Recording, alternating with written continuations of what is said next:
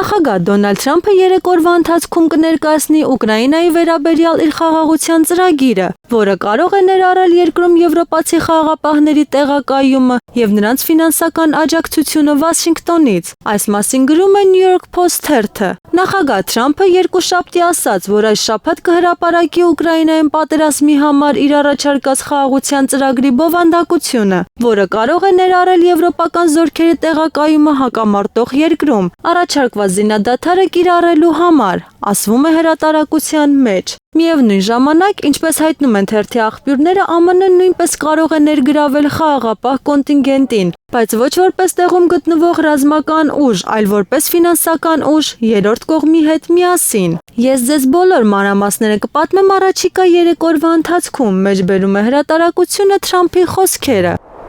Որոշ եվրոպական երկրներ ինքնահաստատվում են Ուկրաինայի հաշվին, այս մասին հայտարարել է լրագրող Ռայնհարդ Լաուտերբախը։ Անմիջապես պետք է ասենք, որ Ուկրաինային կնետեն եփոխկացայի մեջ, ընդգծել է նա։ Լրագրողը հավելել է, որ որոշ եվրոպական երկրների իշխանությունները գիտեն, որ իրենց քաղաքական նշանակությունը ամբողջությամբ կախված է Ռուսաստանի հետ հակամարտությունը պահպանելուց։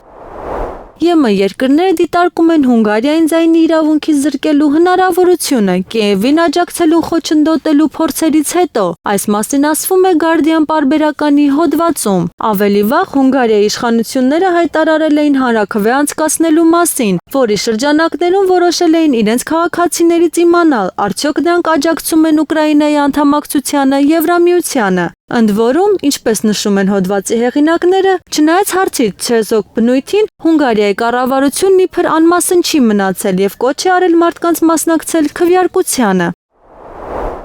ԱՄՆ նախագահ Դոնալդ Թրամփի խաղաղության ծրագիրը կարող է ներառել եվրոպական զորքերի տեղակայումը Ուկրաինայի տարածքում հրադադարի վերահսկման համար։ Այս մասին հայտնում է New York Post-ը, վկայակոչելով ամերիկացի պաշտոնյաներին։ Կայունության ապահովման ուժերը անվտանգության երաշխիքների մի մասն են, որոնք ցանկանում են ստանալ ուկրաինացիները, անանունության պայմանով պարբերականին ասել է ամերիկացի պաշտոնյան։ Որպես լրացուցիչ միջոց դիտարկվում է նաև Ուկրաինայի, Ռուսաստանի եւ ՆԱՏՕ-ի անդամ չհանդիսացող երրորդ չեզոք երկրի մասնակցությամբ համատեղ հանձնաժողովի ստեղծումը, որը կհետևի ռազմաճակատի գծին։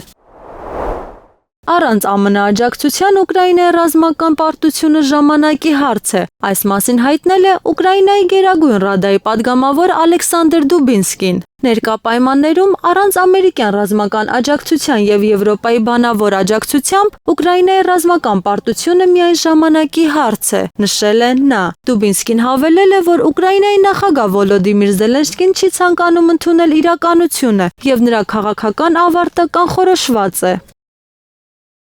ԱՄՆ նախագահ Դոնալդ Թրամփը ձգտում է կարգավորել հարաբերությունները Ռուսաստանի հետ ոչ միայն հանուն գլոբալ անվտանգության, այլև նրա բնական ռեսուրսների պատճառով։ Այս մասին ասել է Հելսինկյան համալսարանի պրոֆեսոր Թոմաս Մալինինը։ Թրամփը ձգտում է Ռուսաստանի եւ ԱՄՆ-ի միջև հարաբերությունների կարգավորմանը ոչ միայն այն պատճառով, որ աշխարհը շատ ավելի անվտանգ է դառնում եւ երկու միջուկային գերտերությունների առաջնորդները լավ հարաբերությունների մեջ են, այլ նաեւ այն պատճառով, որ Ռուսաստանը երկրի ամենահարուստ երկիրն է, ասել է նա։ Բացի այդ, Մալինինը հավելել է, որ Ռուսաստանը վճռորոշ դեր է խաղում Մերձավոր Արևելքում հակամարտությունների կարգավորման եւ Չինաստանի հետ հարաբերություններում։ Մեծ Բրիտանիայի վարչապետ Քիր Սթարմերը մոտ է Եվրամիության հետ խոշոր առևտրային գործարք կնքելուն։ Այս մասին հայտնում է Times թերթը։ Սթարմերը մոտ է ԵՄ-ի հետ խոշոր առևտրային գործարք կնքելուն, որը թույլ կտա բրիտանական սպառազինության ընկերություններին միլիարդավոր ֆունտ ստերլինգ արժողությամբ զենք վաճառել եվրոպացի դաշնակիցներին, ասվում է հոդվածում։ Ավելի վաղ Telegraph թերթը հայտնել էր, որ Լոնդոնը դիտարկում է Ուկրաինայում 5 տարի ժամկետով ռազմական կոնտինգենտի տեղակայման տարբերակը։ Ծրագրի համաձայն երկիր կուղարկեն զսպող ուժեր Ռուսաստանին հետ պահելու ցանկացած պայմանավորվածություն խախտելուց։